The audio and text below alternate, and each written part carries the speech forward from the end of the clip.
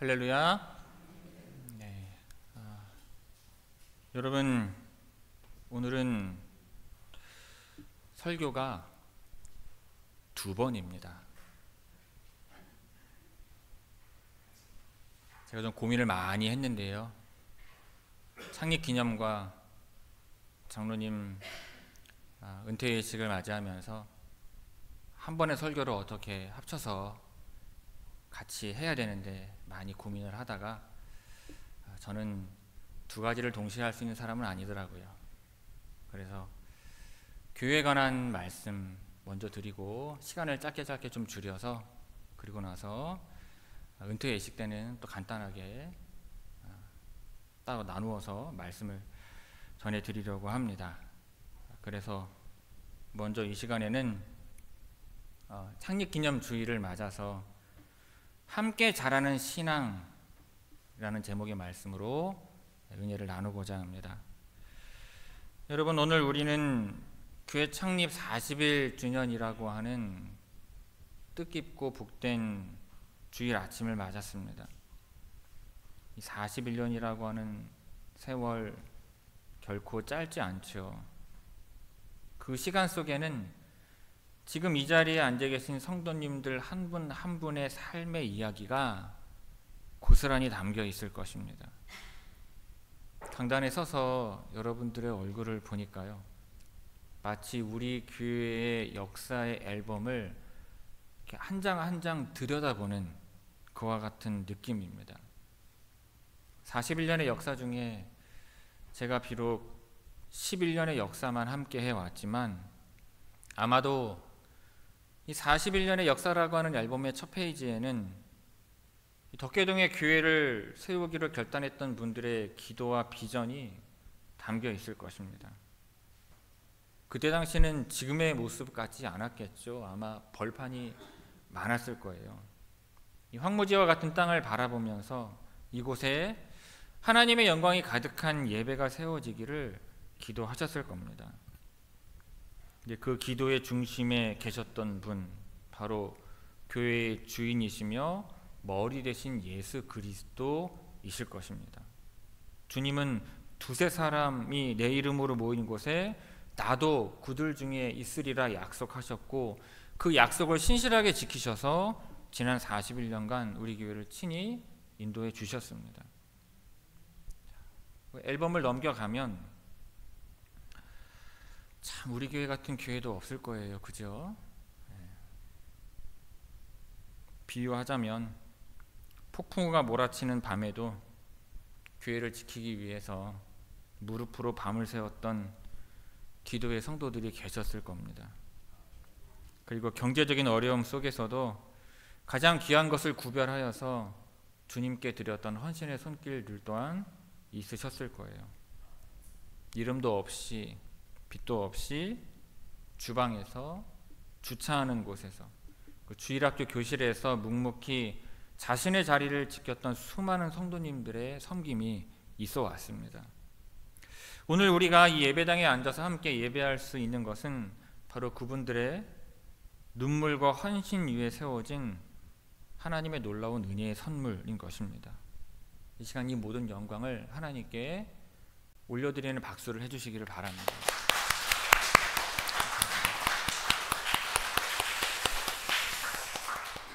네. 그런데 여러분, 오늘 우리는요, 지난날에 대한 감사에 머물러 있을 수만은 없습니다. 왜냐하면 하나님은 우리를 과거로 부르시는 하나님이 아니라 언제나 오늘 이 자리로 부르시는 분이시기 때문입니다. 그리고 오늘 41주년을 맞은 우리에게 새로운 질문을 던지십니다. 지난 41년 동안 너희 교회의 건물은 높아지고 성도의 수는 늘었을지 모른다. 그러나 정작 너희의 믿음은 얼마나 자랐느냐. 그리고 더 중요한 것은 너희들의 믿음이 함께 자랐느냐라고 질문을 던지실 것입니다. 오늘 우리가 함께 읽은 에베소서 말씀은요, 우리 교회를 향한 하나님의 진단서이자 처방전입니다. 이 말씀은 분명하게 가르쳐 줍니다. 신앙의 성장은 결코 나 홀로 해나가는 외로운 경주가 아니라는 사실입니다. 41주년을 맞은 오늘 이 말씀 앞에 우리 교회의 모습을 정직하게 비추어 보며 하나님께서 기뻐하시는 성숙한 교회로 나아가는 지혜를 얻으시기를 바랍니다. 신앙생활은 누구나요, 하나님과의 개인적이고 친밀한 만남에서부터 시작이 됩니다. 나의 죄를 위해서 십자가에서 피 흘리신 예수 그리스도를 나의 구세주로 영접하고 그분의 사랑에 감격하여서 눈물 흘리는 그 순간이 바로 우리의 믿음의 뿌리가 내리는 순간입니다. 그런데 여러분, 우리의 신앙이 언제까지나 나의 구원, 나의 축복, 나의 위로라고 하는 화분 안에만 담겨 있다면 어떻게 되겠습니까? 처음에 화분에 담겨 있는 화초를 보면 아담하고 예뻐 보일지 몰라요. 나 혼자 말씀 묵상하고 나 혼자 기도하며 나 혼자 얻은 은혜가 전부인 것처럼 느껴질 수도 있습니다. 하지만 화분에 심겨진 나무는요, 결코 하늘을 향해서 힘껏 뻗어나가는 큰 나무가 될 수 없는 것입니다. 얼마 지나지 않아서 뿌리가 화분 벽에 부딪히고 더 이상 뻗어나갈 공간을 찾지 못한 채 서로를 옥죄기 시작을 합니다. 결국에는 신앙의 중심에 예수님이 계셔야 하는데 그 자리에 내가 앉게 돼요. 겉으로는 하나님을 믿는다고 말하지만 실제로는 나를 지키기 위한 믿음으로 변질되어 버리는 것입니다. 여러분, 예수님은 우리를 화분에 담긴 화초로 부르지 않으시고 주님의 몸을 이루는 큰 숲으로 부르셨습니다. 숲에 있는 나무들은요, 홀로 서 있지 않습니다. 땅 위에서 보면 각자 독립된 나무처럼 보이지만 그들의 진짜 힘은 보이지 않는 땅 속에 있습니다. 땅속 깊은 곳에서 서로의 뿌리를 견고하게 얽고 영양분을 주고받으면서 하나의 거대한 생명 네트워크를 이루는 것입니다. 그러기에 거센 비바람이 몰아쳐도 함께 버틸 수 있고 가뭄이 와도 서로가 저장한 수분을 나누며 함께 살아남는 것입니다. 하나님을 사랑하는 마음은 예수님이 우리에게 보여주신 그 사랑으로 이웃을 사랑하는 마음과 함께 자랄 때 비로소 진짜가 되는 것입니다. 나만을 위한 신앙은요, 결국 외로워지고 연약해지고 작은 시험에도 쉽게 흔들리게 됩니다. 하지만 예수 그리스도 안에서 함께 연결된 신앙은 세상이 감당할 수 없는 능력을 발휘하게 되는 것입니다. 오늘 본문 15절과 16절은 교회가 어떻게 자라나는지를 생생하게 보여줍니다. 교회는 단순한 건물이 아니라, 교회는 단순한 건물이거나 사람의 모임이 아니라 머리 대신 예수 그리스도께 연결된 하나의 몸이라고 선언을 합니다. 여러분, 우리 몸의 신비를 한번 생각을 해보십시오. 손이 아무리 건강하고 힘이 세도 발이 다치면 우리는 제대로 걸을 수가 없습니다. 눈이 아무리 밝아도 귀가 들리지 않으면 온전한 소통을 할 수가 없습니다. 이처럼 몸의 각 지체는요, 어느 하나 중요하지 않은 것이 없으며 모두가 서로에게 절대적으로 필요합니다. 우리 교회 안의 모습을 한번 둘러보시기를 바랍니다. 어쩜 그렇게 다르게 생겼는지 모르겠어요. 그죠? 다른 은사들을 가진 지체들이 모여서 주님의 몸된 교회를 이루고 있습니다. 예배를 위해서 일찍부터 나와서 강단을 점검하고 기도로 준비하는 눈과 같은 지체가 있습니다. 아름다운 찬양으로 성도들의 마음을 하나님께로 인도하는 입술과 같은 성도가 또한 있습니다. 몸이 아파서 예배에 나오지 못한 성도들의 가정을 묵묵히 찾아가서 위로하고 기도해주는 발과 같은 지체가 있습니다. 때로는 잘 보이지 않는 곳에서 이름도 없이 섬기는 지체들도 있습니다. 매주 주보를 정성껏 접고 예배 후에 남겨진 쓰레기를 치우고 주일학교 아이들의 눈높이에 맞춰 함께 웃고 우는 교사들이 있습니다. 이 모든 지체들이 각자의 자리에서 자신의 역할을 감당할 때 우리 교회라는 그리스도의 몸은 비로소 건강하게 움직이고 생명력을 갖게 됩니다. 여러분, 이것이 바로 살아있는 교회의 모습입니다. 신앙은요, 더 이상 골방에서 혼자 성경책 읽고 기도하는 것만으로 완성되지 않습니다.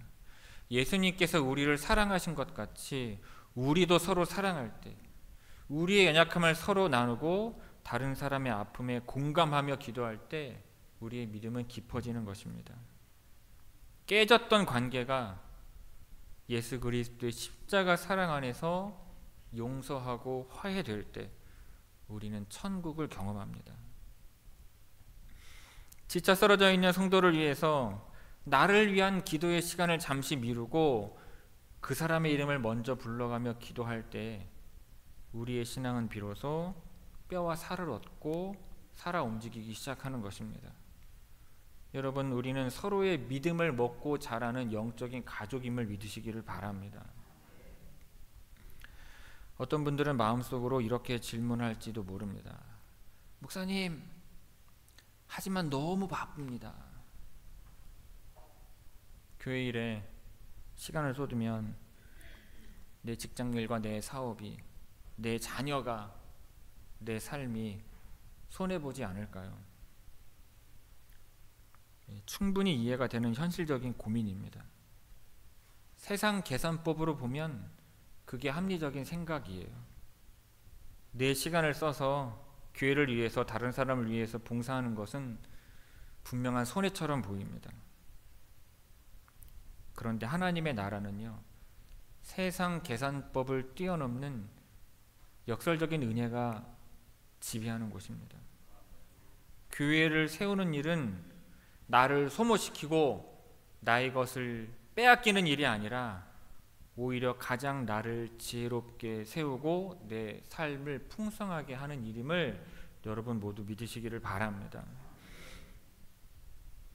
네, 이것이 성경이 말하는 영적인 비밀이에요.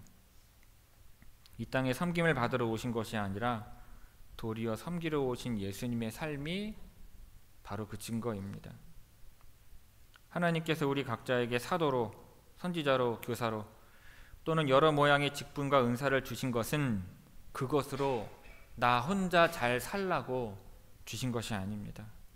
서로를 섬겨서 그리스도의 몸을 온전히 세우게 하시려는 분명한 목적이 있으셨어요. 그런데 놀라운 비밀이 바로 여기에 있습니다. 예수님의 마음으로 다른 지체를 섬기고 교회를 세우는 과정 속에서 바로 나 자신이 가장 큰 은혜를 받는 당사자가 된다는 것입니다. 상처받은 사람을 찾아가서 위로하다가 오히려 주님의 위로가 내 마음에 임하면서 오랜 상처가 치유되는 경험을 해보신 적이 없으신지요? 아멘이 없으신 걸로. 여러분, 주일학교 아이들에게 예수님의 사랑을 가르치려고 애쓰시다가 어느새 내 믿음이 어린아이와 같이 더 순수해지고 단단해지는 경험은 없으셨는지요? 교회의 어려운 문제를 놓고 함께 눈물로 기도하다가 정작 내 삶의 가장 큰 문제가 하나님의 은혜로 해결되는 놀라운 기적을 체험해 보신 분은 없으신지요? 여러분, 이것이 바로 교회를 세우고자 하는 자에게만 주시는 하나님의 특별한 은혜입니다.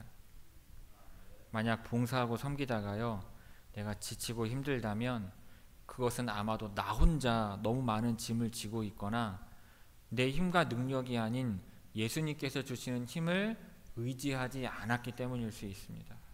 여러분, 기억하시기 바랍니다. 본문 16절 말씀처럼 우리는 각 지체의 분량대로 함께 세워갈 때 가장 건강하게 자랄 수 있습니다. 내가 조금 내려놓고 다른 지체가 그 자리를 채울 때 몸은 더욱더 힘있게 살아나는 것입니다.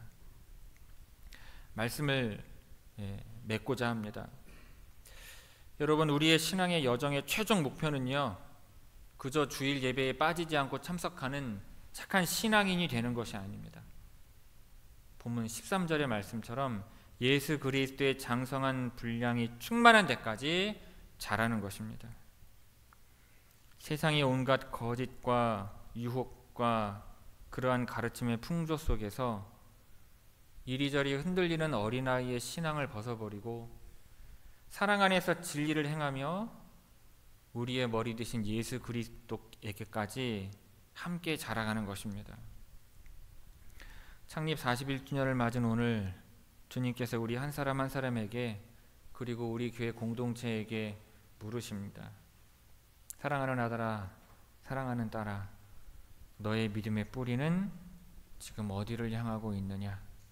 여전히 나와 내 가족이라고 하는 작은 화분 안에만 머물러 있지 않느냐? 내 문제, 내 기도 제목에만 갇혀서 주변의 지체들은 외면하고 있지는 않느냐? 이제 우리 믿음의 뿌리를요, 더 깊이 예수 그리스도께 내릴 뿐만 아니라 그 뿌리를 이웃에게로 넓혀야 할 때입니다. 내 옆에 앉은 성도를 위해서 기도하며 우리의 믿음의 뿌리를 그 사람들을 향하여 뻗어 나아가시기를 바랍니다. 나하고 생각이 다르고 때로는 나를 불편하게 하는 지체까지도 예수님께서 나를 용납하신 것처럼 사랑으로 품으면서 뿌리를 내리시기 바랍니다. 하나님은 내가 교회를 세울 때 내 가정을 흔들림 없이 세우시고 그리고 우리가 함께 자라날 때 우리 각자의 삶을 가장 온전하고 풍성하게 만들어 주실 것입니다. 우리의 머리시요 주인이신 예수 그리스도를 더욱 사랑하고 닮아감으로써 그 사랑 안에서 서로를 세워가며 함께 자라가는 복된 우리 교회가 되기를 바랍니다. 그와 같은 은혜가 충만히 임하는 우리 모든 성도님들 되시기를 주님의 이름으로 축원을 드립니다.